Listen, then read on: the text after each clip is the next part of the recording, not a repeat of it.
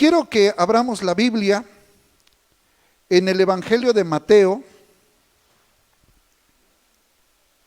capítulo 21, a partir del texto 12 al texto 17.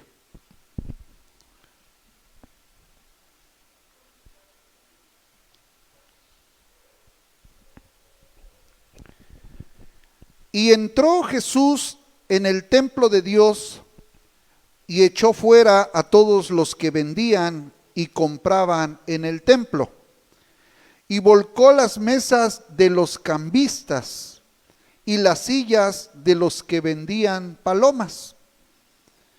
Y les dijo: escrito está, mi casa, casa de oración será llamada, mas vosotros la habéis hecho cueva de ladrones.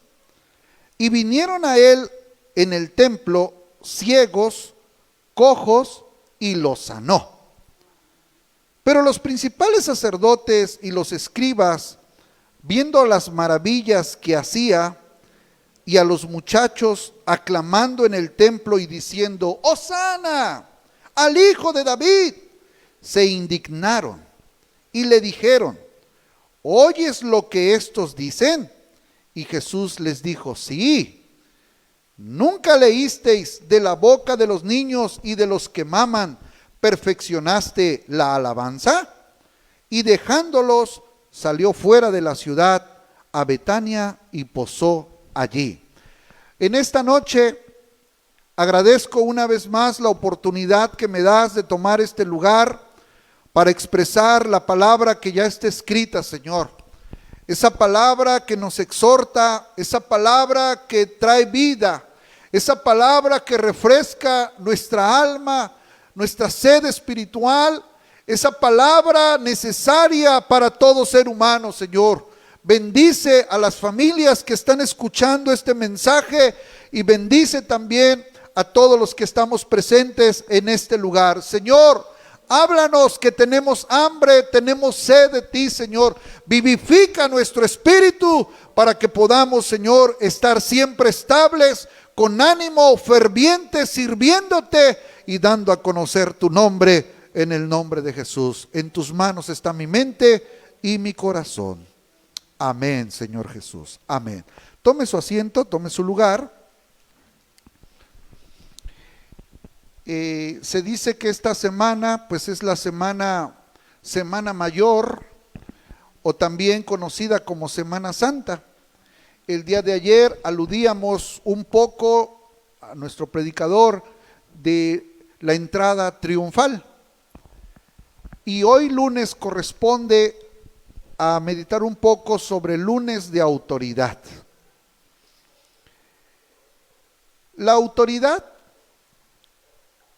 se da muchas veces por un grupo de personas, es decir, le delegan, le permiten que él tome y tenga autoridad. En este caso, el pueblo le puede delegar, le puede otorgar autoridad a una persona para que ejerza en la comunidad, en el país o en el gobierno. La autoridad muchas veces se gana, muchas veces requiere también de algunos patrones, de algunas características, para que podamos estar allí y podamos ser ejemplo, no para enseñorearnos de los demás, sino para ser ejemplo de los que nos han permitido ser autoridad. Pero también muchas veces la autoridad no se gana, en este caso, sino que la autoridad se le da a esa persona por ser el dueño, el propietario, el que conoce a fondo lo que tiene en sus manos. En este caso, vamos a hablar de la autoridad de nuestro Señor Jesucristo. Aunque como humano, Él aprendió a sujetarse a nuestras autoridades humanas, Dios Padre le dio autoridad para que sobre para que toda rodilla se doble y confiese que Jesucristo es el Señor, Rey de Reyes y Señor de Señores. Esa autoridad se la delegó Dios Padre a Jesús para que Él, en sus manos, en su administración, Él pudiera tomar el control, pudiera ejercer autoridad espiritual, autoridad moral sobre la gente que estaba en aquella época y ahora sobre nosotros. Así es que vamos a meditar en este pasaje que hemos leído, de ahí me voy a basar, de capítulo 21, texto 12 al texto 17, lunes de autoridad. Lo primero que he encontrado aquí como punto número 1, en el versículo 1, lunes de autoridad, entró Jesús en el templo de Dios. Note que el versículo 1 dice, y entró Jesús en el templo de Dios. Cuando Jesús entra al templo, me hace pensar que cuando alguien de nosotros entra a algún lugar, una es porque quiere conocer ese lugar, o otra sería porque quiere ser parte de ese lugar, ¿verdad? Usted le entra a un negocio porque quiere ser parte de ese negocio. Usted le entró a la iglesia porque quiere ser parte de la iglesia. Queremos ser parte del reino de Dios.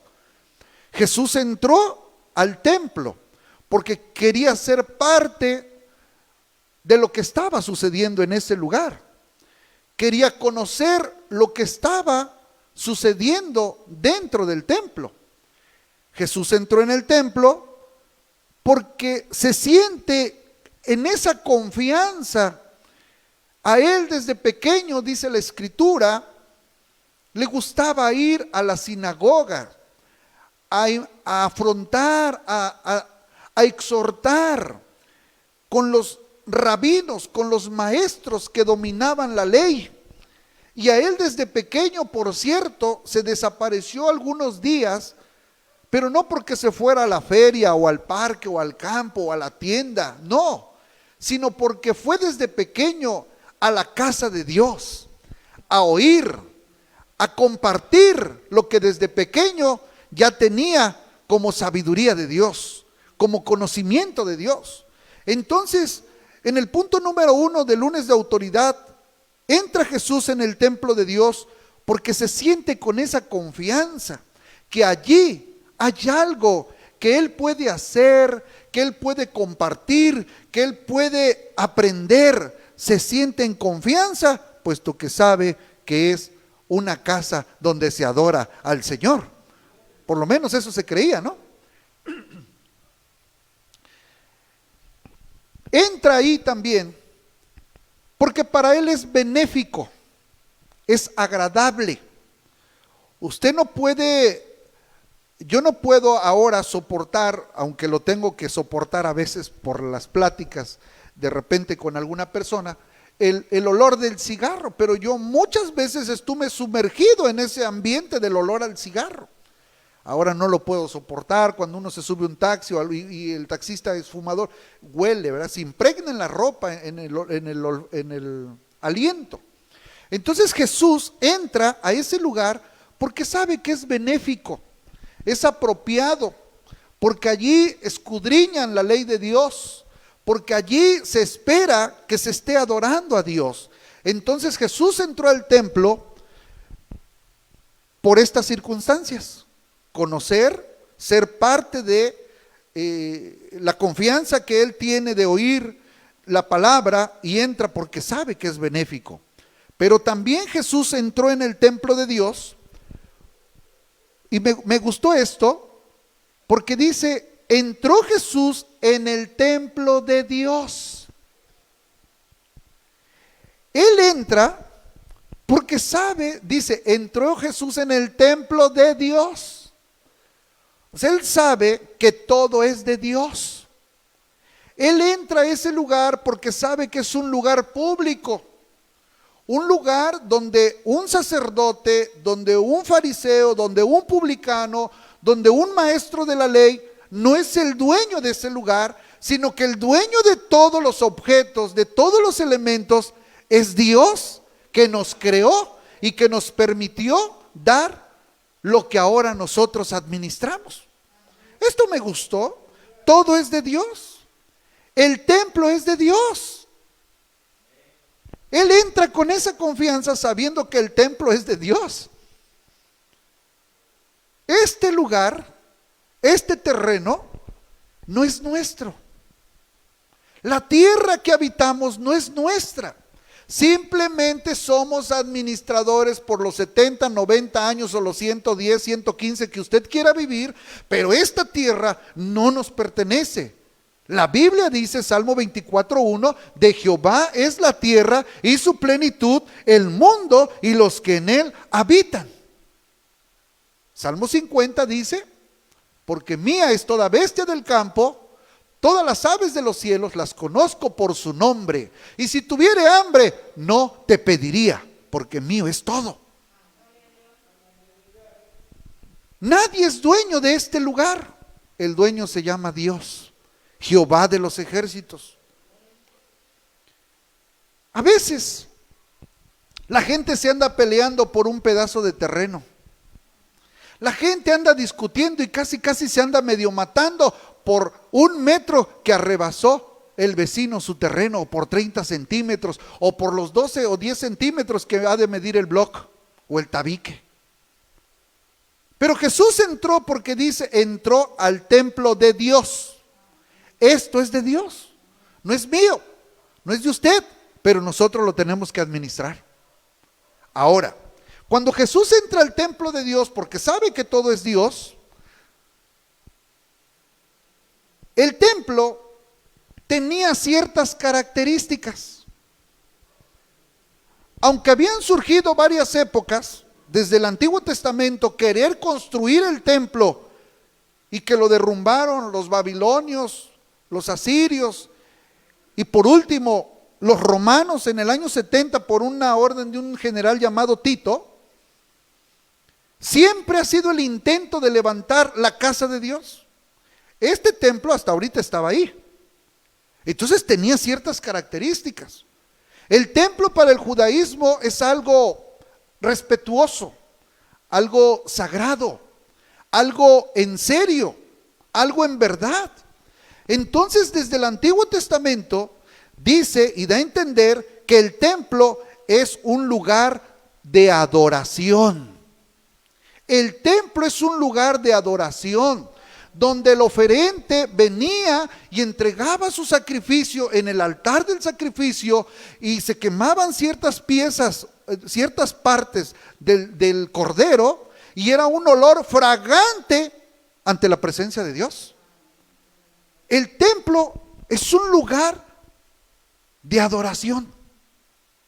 Debería de tener esas características. El templo es un lugar donde se ofrecía sacrificio. El templo tenía que tener un lugar específico para lavarse las manos, un lebrillo. El templo tenía que tener un lugar especial para poder ofrendar el sacrificio que el oferente traía. No era en cualquier lugar. Todo estaba acomodado. Recordemos que el templo del Antiguo Testamento se dividía en 3 partes. De aquí hacia arriba es lugar santísimo. De aquí a donde están todos ustedes, lo que abarca la casa de Dios, es lugar santo. Y afuera del lugar santo se le llama atrio. Y en el atrio, en el lugar santo y en el lugar santísimo, habían ciertos elementos allí que Dios había ordenado que estuvieran. No podían hacer cambios. Allí estaba la mesa en el lugar santo, la mesa de los panes de la proposición, 12 panes que tenían que cambiarse constantemente, simbolizando o representando un pan por cada tribu. Estaba el candelabro de un solo tejido donde fluía el aceite por las copas como un tipo de manzana, todo de oro. Pero en el lugar santísimo estaba el arca del pacto, y dentro de ella estaba la vara que reverdeció en el Antiguo Testamento de los siervos de Dios, y estaba la ley de Dios. Pero afuera estaba también el altar del sacrificio, lo dice el libro de Hebreos. Entonces los elementos que allí existían en el templo tenían que ser elementos consagrados, dedicados exclusivamente para el uso del servicio de Jehová de los ejércitos. Esto me hizo recordar, ¿se acuerdan de aquella trama? Si no mal recuerdo, fue el rey de Babilonia, Nabucodonosor, donde se había traído los utensilios, unos vasos de oro, unos vasos del templo, y empezó a beber en ellos. ¿Estoy correcto?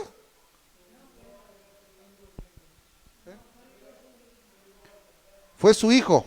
Perfecto, gracias. ¿Qué estaban haciendo? Estaban tergiversando.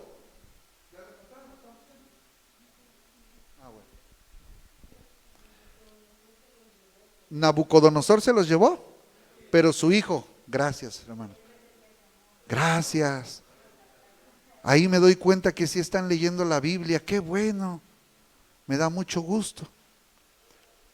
Estaba tergiversando entonces el propósito de esos elementos, de esos artículos.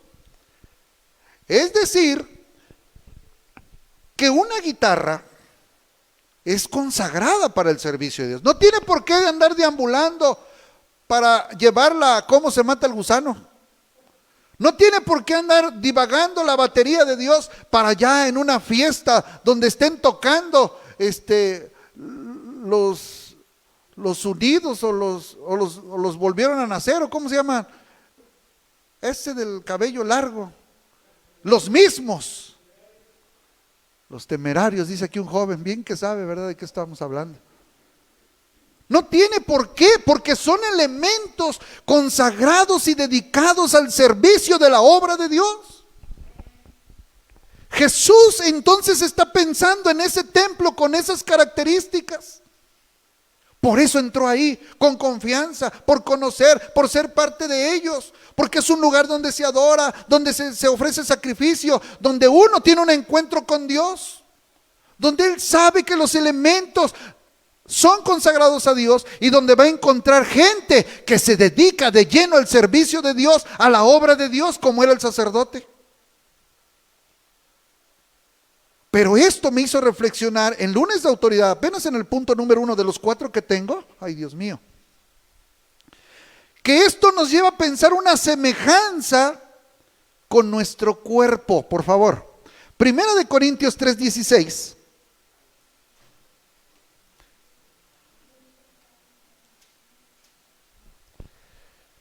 Y luego 17 y luego 6:19. 3:16.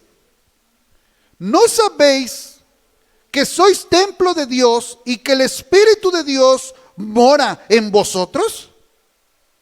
Texto 17. Si alguno destruyere el templo de Dios, Dios le destruirá a él, porque el templo de Dios, el cual sois vosotros, santo es. 6:19. ¿O ignoráis que vuestro cuerpo es templo del Espíritu Santo, el cual está en vosotros, el cual tenéis de Dios, y que no sois vuestros? ¿Qué estaba haciendo aquí el apóstol Pablo? Dice, cuando ustedes aceptan a Cristo, ustedes pasan a ser templo del Espíritu Santo, templo de la presencia de Dios, templo de la morada del Señor. Es una semejanza con nuestro cuerpo. Y muchas veces este templo no está cumpliendo con el propósito que Dios quiere que tengamos, como es la adoración, como es el sacrificio, como es la consagración, como es la dedicación. Somos consagrados exclusivamente y dedicados para el servicio a Dios. Ya no hay cavidad para la caguama. Ya no hay cavidad para otra mujer. Ya no hay cavidad para las envidias. Ya no hay cavidad para el menosprecio. Ya no hay cavidad para la indiferencia. Porque este cuerpo, dice el apóstol Pablo, está consagrado y dedicado a la presencia del Señor. Somos templo de Dios. Tenemos por qué andar alquilándonos para otras cosas. Somos templo de Dios. Y en Dios habita las alabanzas, no la música que nos lleva al fango de donde Dios nos sacó. Por eso no escuchamos música de la que te invita a adulterar, de la aunque sea de vez en cuando, aunque sea de contrabando, pero ámame, dice la canción. No, eso no lo escuchamos porque no queremos contrabandear a nadie. No queremos ser infieles. Nosotros escuchamos y cantamos: yo quiero trabajar para el Señor, confiando en su palabra y en su amor. Quiero yo cantar y orar y ocupado siempre estar en la viña del Señor. ¿Y qué dicen los de allá afuera? Lunes, principio de semana, no voy a trabajar, no voy a trabajar. Nosotros no somos de esos. Nosotros decimos que sí queremos trabajar en la obra del Señor. ¿Cómo está el templo de Dios? ¿Cómo está el templo de Dios? Meditemos en eso. Número 2, lunes de autoridad. Versículo 1. La reacción de Jesús, punto número 2, la reacción de Jesús al no mirar los propósitos de Dios en el templo. Versículo 1 del libro que estamos leyendo, que es Mateo 21, Mateo 21, 12. Y hace un rato también dije versículo 1, ¿verdad? Estoy mal ahí. Versículo 12 dice: y entró Jesús en el templo de Dios y echó fuera a todos los que vendían y compraban en el templo. ¿A quién echó?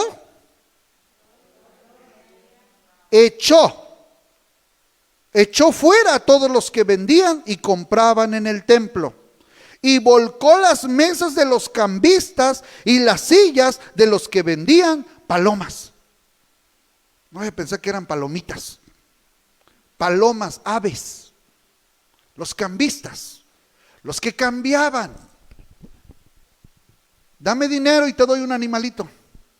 Dame dinero y aquí hacemos trueque de una vez. Y mira, aquí lo sacrificas, lo ofreces. Ándele, como las palomitas que usted encuentra ya en el bosque de Chapultepec, en la línea 1 del metro de la Ciudad de México. Ahí hay esos señores que la palomita, la suerte, y el que salga y dice, y usted se emociona, ¿verdad? Número 2, cuando Jesús entra, ese lunes de autoridad, hay una reacción cuando Él mira y observa que los propósitos de Dios no están cumpliéndose en el templo. ¿Qué hizo? Echó fuera a todos los que vendían y compraban. Los echó fuera. Él tiene esa autoridad para echar fuera a la gente que no estaba cumpliendo con el papel que se necesitaba dentro del templo. Él los echó fuera. Él tiene autoridad para echar fuera a todos aquellos que no cumplimos con el propósito por el cual fuimos llamados de parte de Dios. A veces nos espantamos. A veces decimos, no, es que, ¿cómo? Dicen por ahí un grupo, es que Dios no puede, ¿cómo va a quemar a su creación? ¿A poco usted pondría la mano de su hijo en la lumbre? Dice, ¿cómo eso del infierno? No se equivoque. Dios es justo, Dios es verdad, Dios es santo, Dios es veracidad. Y Él tiene la autoridad de borrar nuestro nombre del libro de la vida. Y por ahí puede buscar una predicación que ya la dimos, ¿qué significa el libro de la vida? Dice que echó afuera a todos los que no estaban cumpliendo con el propósito por el cual fueron llamados. ¿Qué estaban haciendo? Vendiendo, comprando.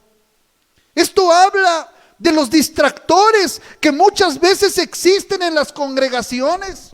Habla de los distractores que existen en nosotros como feligreses, como adoradores a Dios.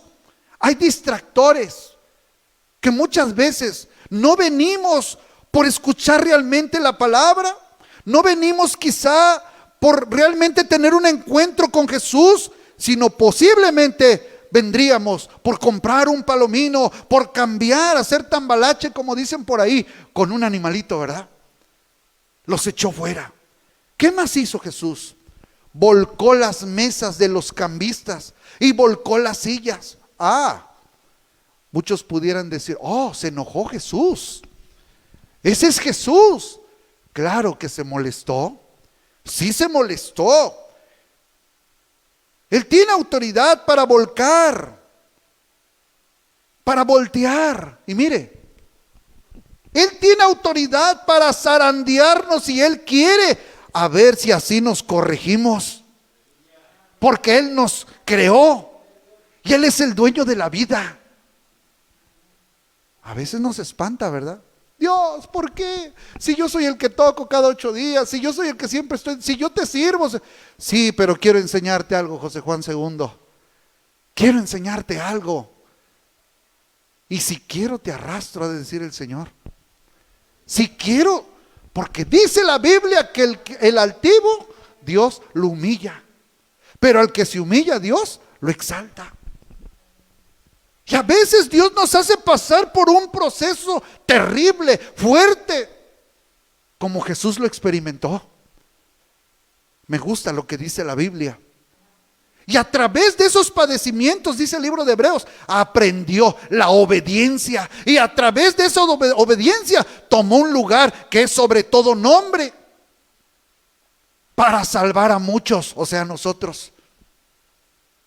Dios tiene la autoridad de voltear, de volcarnos, de hacer con nosotros como Él quiera. ¿Y sabe por qué lo puede hacer? ¿Y sabe por qué lo hizo? Porque el punto número 2 que estoy tocando es la reacción que tuvo Jesús cuando no miró los propósitos en el templo. ¿Sabe por qué nos puede dar una zarandeada? Por lo siguiente: porque esto habla del celo que Jesús tiene por las cosas de Dios, por las cosas de su Padre. Tiene un celo tremendo como humano al mirar que la gente, en lugar de adorar a Dios, está distraída comiendo sus palomitas ahí en el templo, comiendo una paletita en el templo, distrayéndose en otras cosas, en el libro de los rostros, el Facebook, y no poniendo atención en la palabra del Señor. Dios es celoso.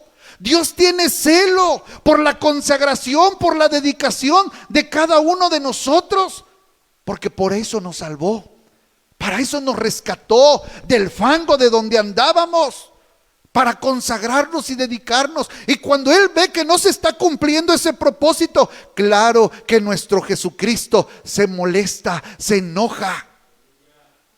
Muchos dirán, usted está hablando de un Cristo enojón. Es que Cristo es celoso de las cosas de su Padre.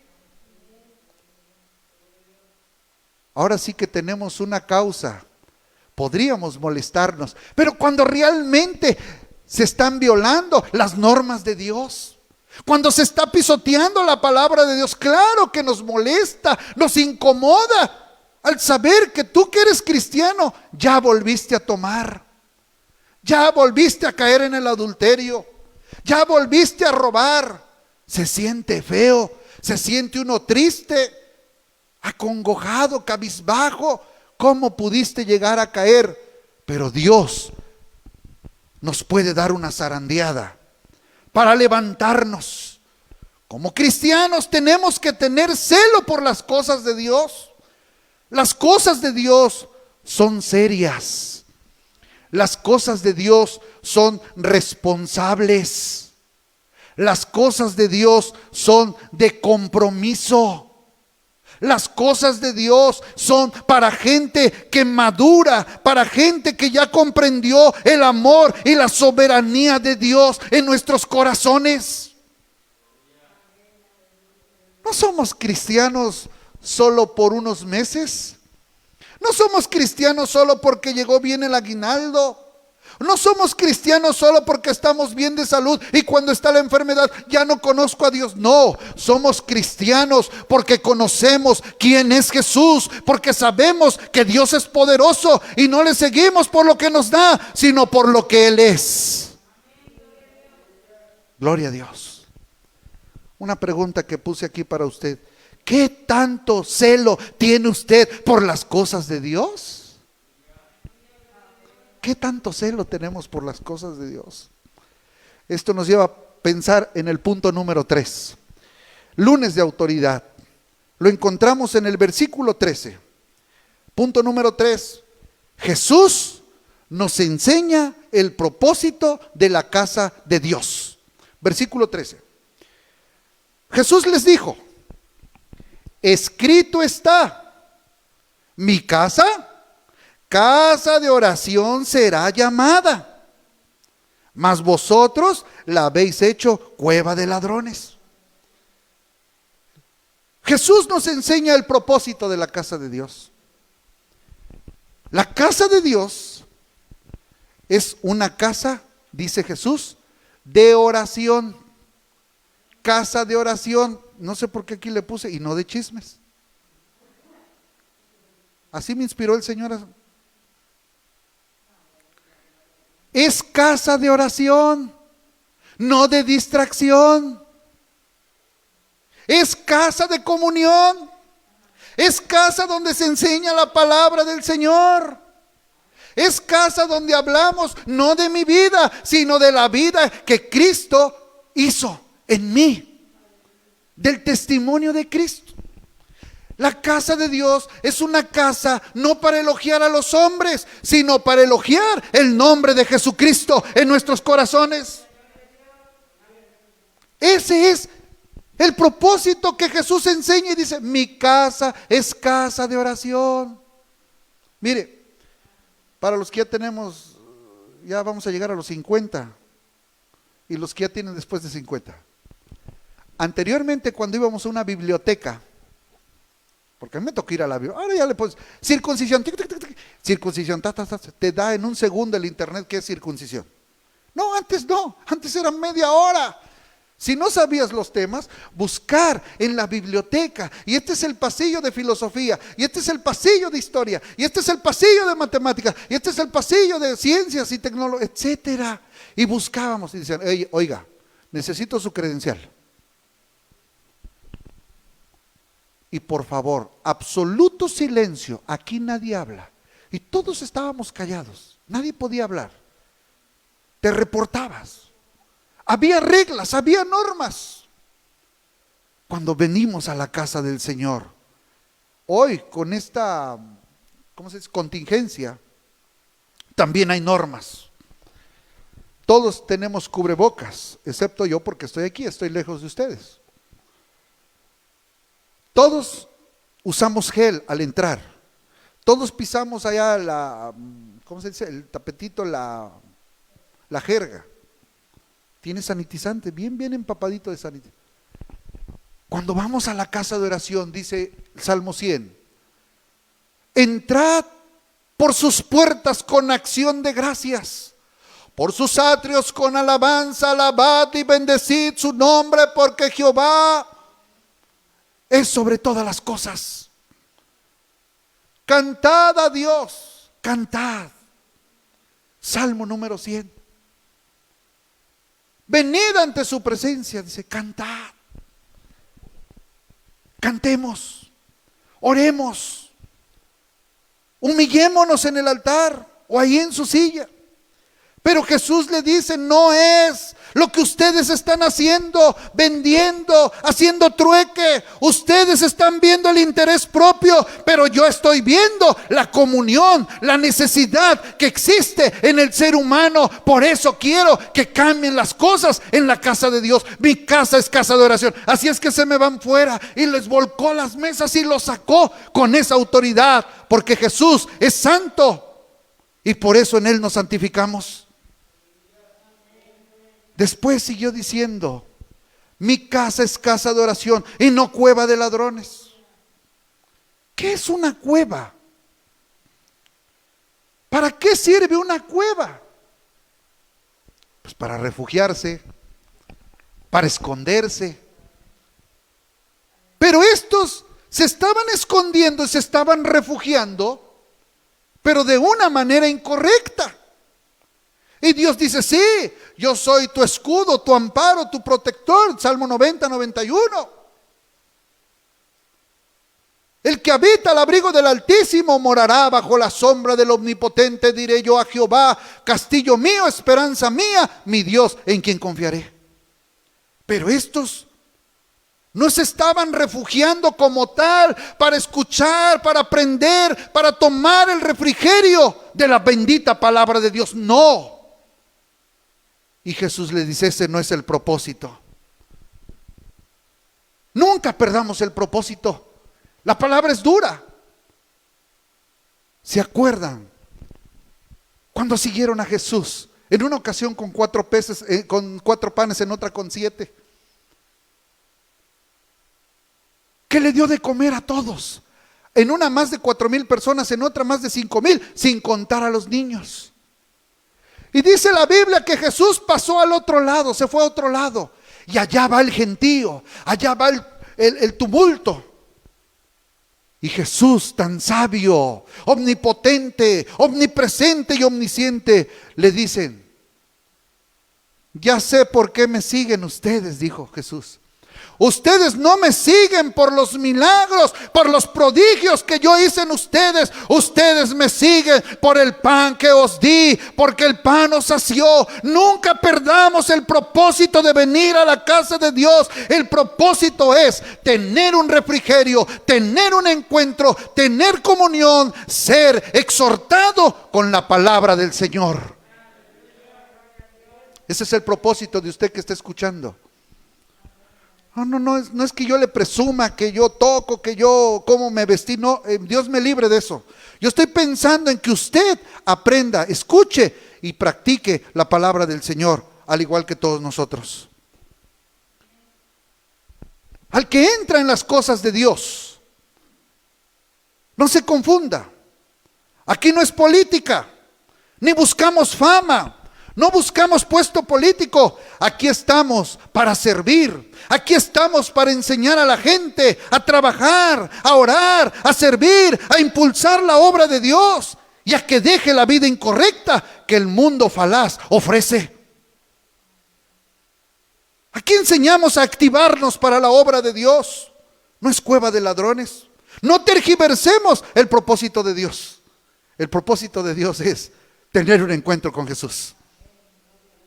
Esto me lleva como punto final el número 4. Lunes de autoridad. 4. Cuando sale lo malo, viene lo bueno. Versículo 14.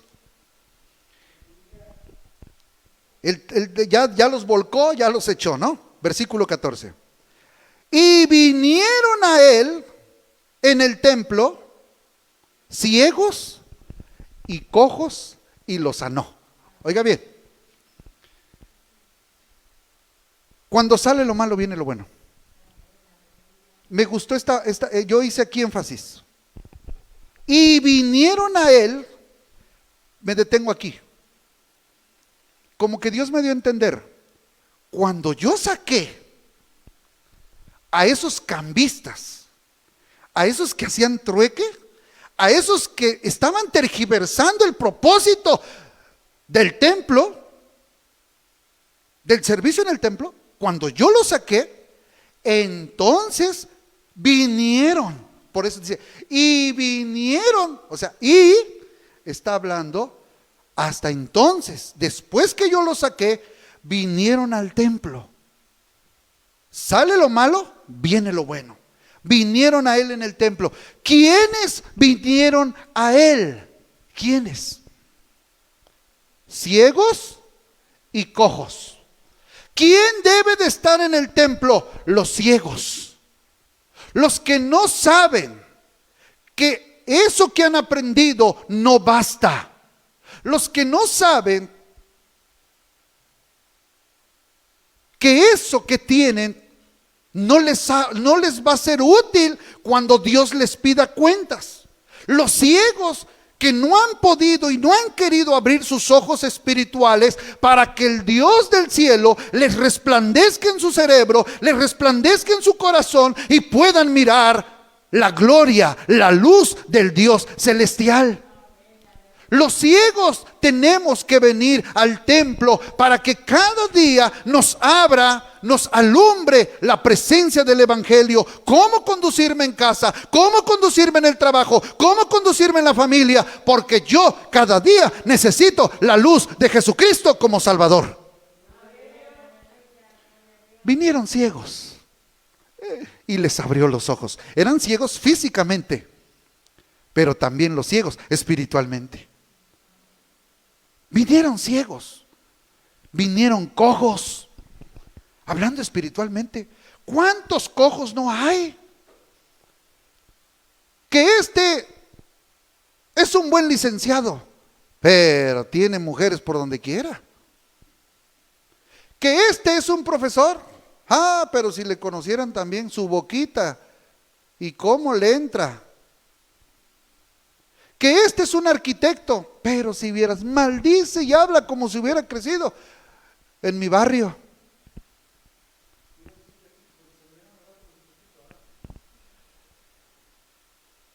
Que es una doctora, pero si viera cómo maldice a sus hijos. ¿Cuántos cojos no hay? Pues a esos quiere sanar Dios. Esta casa, usted que me está escuchando, esta casa es para recibirla a usted, es para recibir a todo tipo de personas, para que tengan un encuentro con Jesús. Jesús los puede sanar, Jesús los puede levantar. Vinieron en el templo, pero ¿sabe cuándo vinieron? Cuando se salga, cuando saquemos la mediocridad, lo voluble, la indiferencia. Entonces van a venir los ciegos, van a venir los cojos y Dios los va a sanar. Cuando sale lo malo, viene lo bueno. Al salir lo malo, llegó lo bueno. Porque empezó a haber sanidades, empezó a haber milagros, a tal grado que dice la Biblia en el texto 15, que los principales sacerdotes y los escribas, cuando vieron las maravillas que hacía Jesús, y los muchachos clamando en el templo, diciendo: Hosana, Hosana, sálvanos al Hijo de David, se indignaron, se sorprendieron muchos. Se admiraron que los cojos, que los ciegos fueran sanos. Dios tiene autoridad para sanar, pero ¿sabe qué? Estoy concluyendo. Pero hay que sacar lo malo. Hay que sacar lo malo. Muchas veces tenemos cosas malas todavía. Si escuchara nuestra boquita, si escuchara nuestra actitud. Ayer por ahí veía unas personas dirigiendo bien bonito, pues ay Dios mío, ¿cómo trata a su mujer? ¿Cómo tratamos a nuestros hijos? ¿Cómo tratamos a nuestra esposa? Queremos ver sanidades, sí. Queremos que Dios nos levante, sí. Yo quiero ver que Dios levante, que Dios sane. Pero pastor, dice Dios, necesita sacar lo malo. Feligresía, necesitamos sacar lo malo. Necesitamos sacar lo incoherente, lo que se ha tergiversado, para que Dios sane lo cojo, para que Dios abra los ojos de los ciegos, para que Dios levante al que está enfermo, al que está menesteroso, afligido. Necesitamos sacar de nosotros todo peso que nos asedia, para que Dios se pueda glorificar en nuestra vida, en nuestra familia. Conclusión. Dios hace todo esto para demostrarnos que Él tiene autoridad sobre su creación. Sobre su creación. Y lo único que quiere es enderezar los pasos de la gente que ha tergiversado el propósito por el cual Dios nos creó. Ese es todo, el propósito que Dios tiene. Así es que nunca nos quejemos. Al contrario, preguntémosle a Dios: aquí está mi vida. Sé que no es fácil, hermanos. Sé que no es fácil. Pero al final la razón no la tengo yo. la tiene mi Dios. No es fácil perder. No es fácil que de un momento a otro se derroche, se derroque lo que con tantos años hemos construido. Pero al final la autoridad la tiene Dios. Y si Dios quiere que pasemos ese proceso para estar un día en el reino de los cielos, pues yo prefiero pasar ese proceso. Pero que no se pierda mi alma, que no se pierda la vida que Dios me ha dado. Yo quiero invitarle a que se ponga en pie en esta noche. Él tiene la autoridad. Él es su refugio. Él es nuestra fortaleza. Él es nuestro amigo. Él es quien puede cambiar las cosas en nuestra vida. Él es quien puede cambiar todo en la vida de la iglesia. No perdamos el propósito. No perdamos el rumbo. No perdamos la dirección de adorar. Abra sus labios, usted que está en línea. Abra su boca. Levante sus manos a Jesús y dígale: Señor, es cierto. Perdóname si he perdido el rumbo. Perdóname si he perdido, Señor, la visión. En tu casa estoy para adorarte. Estoy para servirte. No se olvide que Dios quiere sanar a los cojos, sanar a los ciegos. No seamos obstáculo para que otros conozcan la palabra de Dios. Sus hijos tienen que conocer a Dios. Sus padres tienen que conocer a Dios. Sus suegros tienen que conocer a Dios. Sus abuelos tienen que conocer a Dios. Quitemos todo aquello que está estorbando en nuestras vidas, para que la gloria de Dios fluya, para que la gloria de Dios esté en nosotros. Señor, perdónanos y ayúdanos cuando hemos tergiversado el propósito de tu casa, Señor. Quita todo chisme, disipa toda acción negativa, disipa todo aquello que pueda estar estorbando en la vida del feligrés, en la vida del creyente. En el nombre de Jesús. Hay enfermos, Señor, y en esta noche yo quiero pedirte, Señor, que tú nos bendigas, que tú nos ayudes a continuar, Señor, con el propósito que tú quieres que hagamos en tu casa, Señor. Te pido por todos los que nos están mirando en este momento, por todos los que están escuchando en este momento, Señor. Un día tan importante para reflexionar, Señor. Ayúdanos, Espíritu Santo, en el nombre de Jesús. En tus manos estamos, Señor.